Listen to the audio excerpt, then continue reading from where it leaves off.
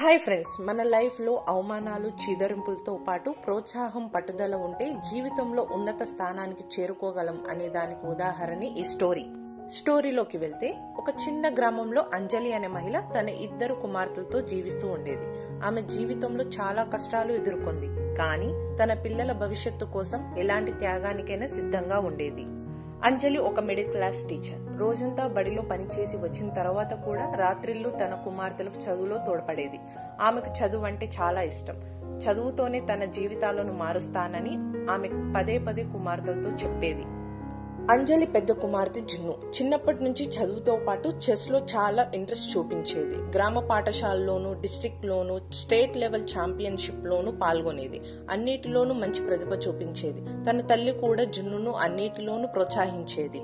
ఆమె ప్రతిభను మెచ్చుకొని కోచ్లు కూడా ఆమెకు మద్దతు అందించేవారు. జున్ను అంతర్జాతీయ స్థాయిలో తన ప్రతిభను ప్రదర్శించి వరల్డ్ చెస్ ఛాంపియన్ గా నిలిచింది. ఈ గెలుపును చూసిన తన తల్లి ఎంతో సంతోషించింది.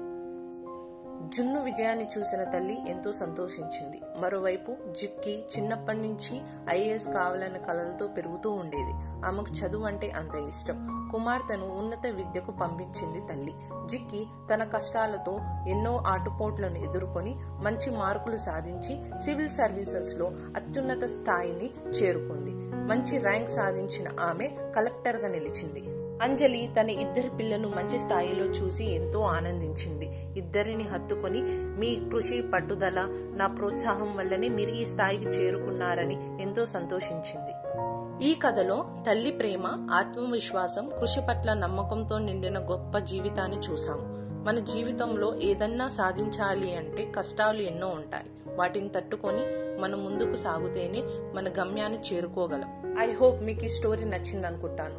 మరిన్ని కథల కోసం please subscribe to our channel Jikki జున్ను creations. Thanks for watching our videos. Please subscribe to our channel Jikki Junnu Creations.